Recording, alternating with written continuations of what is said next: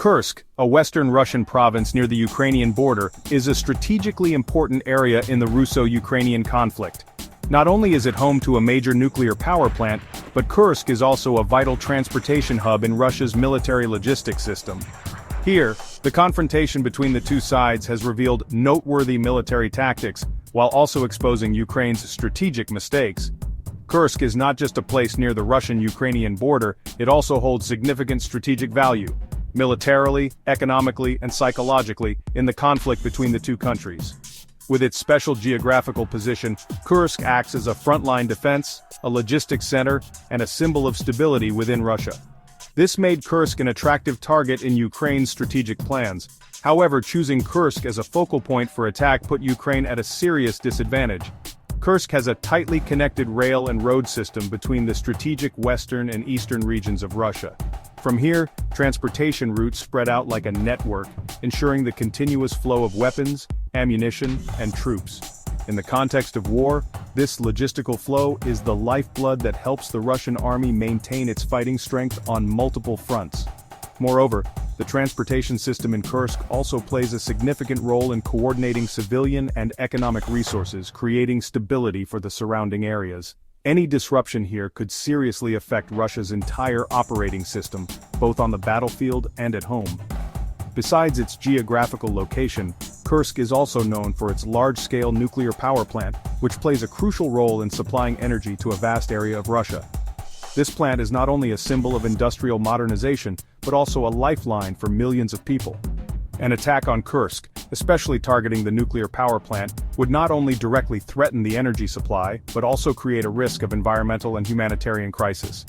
This scenario would not only have a severe economic impact, but also create great psychological instability within Russia. Understanding the importance of Kursk, Ukraine decided to launch a major offensive to capture the area. Their plan seems to have been built on two main objectives: inflicting economic and psychological damage on Russia. Threatening or disrupting operations at the Kursk nuclear power plant could put Russia under economic pressure and erode public morale.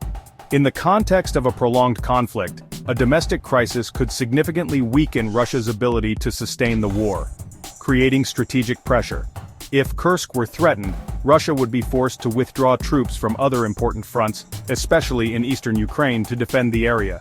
This could reduce pressure on Ukrainian forces in Donetsk, Luhansk, and other fronts, opening up opportunities for counterattacks by the Ukrainian army. On the surface, Ukraine's plan to attack Kursk seemed bold and promising.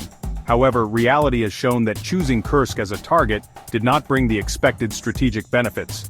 Firstly, Kursk is heavily defended by Russian forces, both militarily and logistically.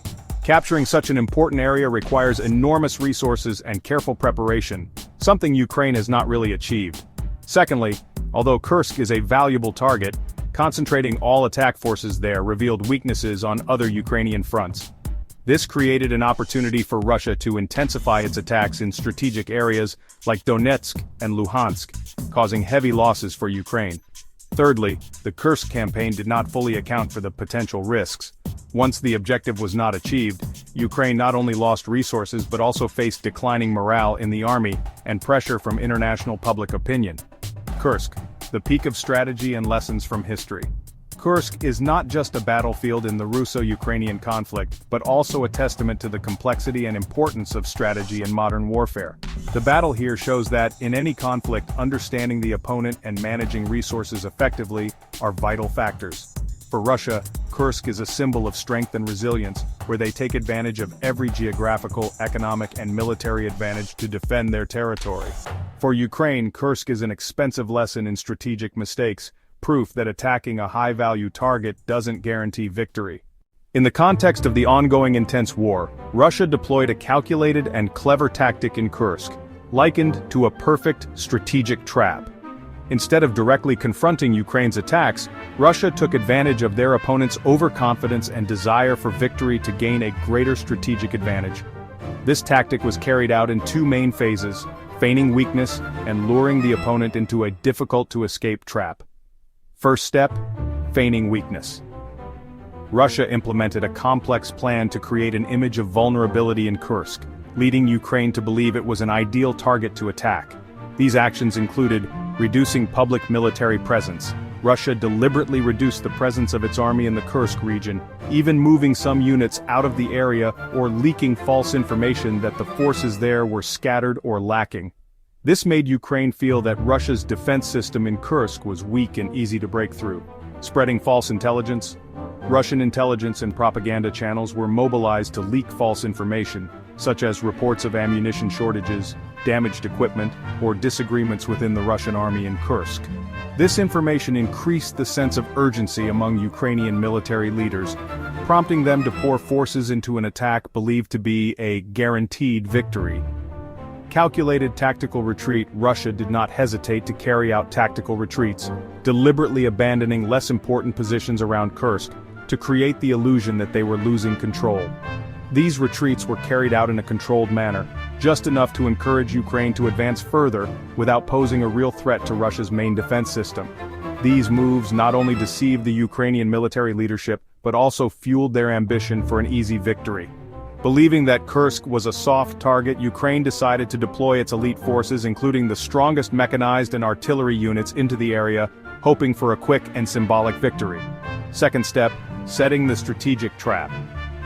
As Ukraine concentrated its strongest forces on Kursk, Russia cleverly implemented the second step of its tactic, turning Kursk into a giant strategic trap.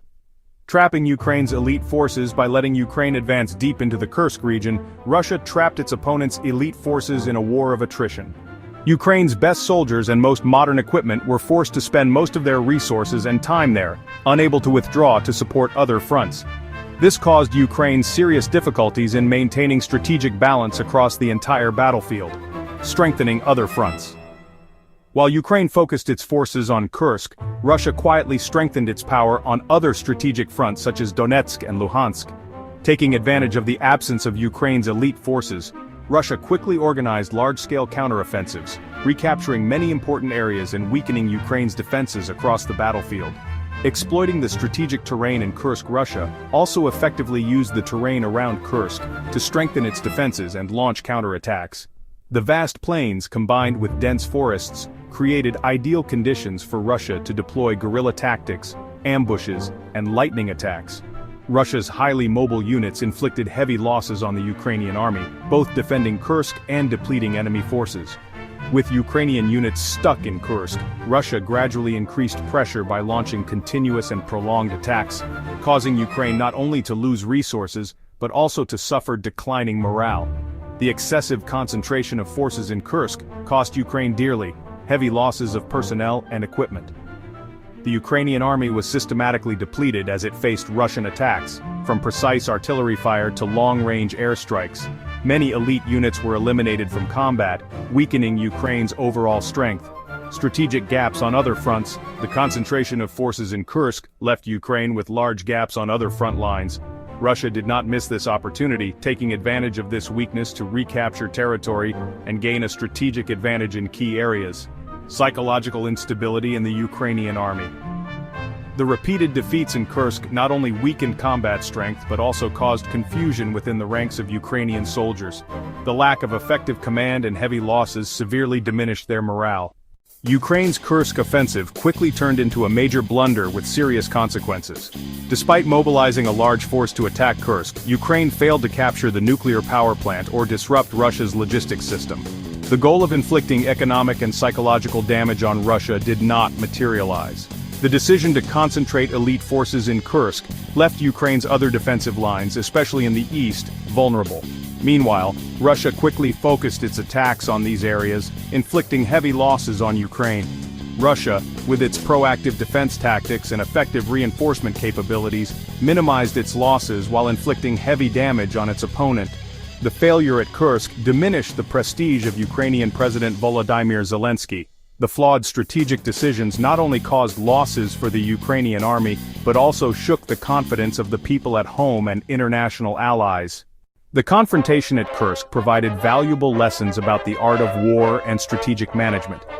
Understanding the opponent, Russia demonstrated that a deep understanding of the opponent's intentions and weaknesses is crucial in any conflict. Ukraine, on the other hand, failed to properly assess the complexity of the situation, leading to wrong decisions, effective resource management. The decision to concentrate all forces on Kursk is a prime example of ineffective resource management. Instead of achieving a strategic advantage, Ukraine put itself in a passive and vulnerable position. The art of modern warfare. Russia successfully applied elements of modern warfare, including information, psychology, and flexible tactics. This is a reminder that war today is not just a confrontation of force, but a combination of many different factors.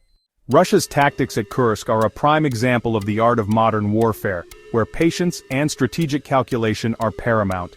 By feigning weakness and luring the opponent into a trap, Russia not only successfully defended Kursk, but also significantly weakened Ukraine's combat capabilities. The battle at Kursk shows that, in war, military superiority is not always the deciding factor. The ability to trick the opponent into making strategic mistakes, seizing opportunities, and exploiting the terrain are decisive factors that helped Russia gain a superior advantage on the battlefield. When a nation places its fate in the hands of a leader influenced by foreign countries, the consequences are often great losses in terms of independence, sovereignty, and internal stability. For Ukraine, having a president influenced by outside forces has led to flawed and risky strategic decisions. Instead of prioritizing national interests and the people, decisions are guided by the political and economic goals of external powers. Typical examples are prolonged conflicts causing heavy losses of life, infrastructure, and public trust in the government. Elite forces are depleted in meaningless campaigns, the economy is ravaged by debt and dependence on international aid. Worse, exposing national priorities to foreign control puts Ukraine in a passive position, losing its right to self-determination in the international arena.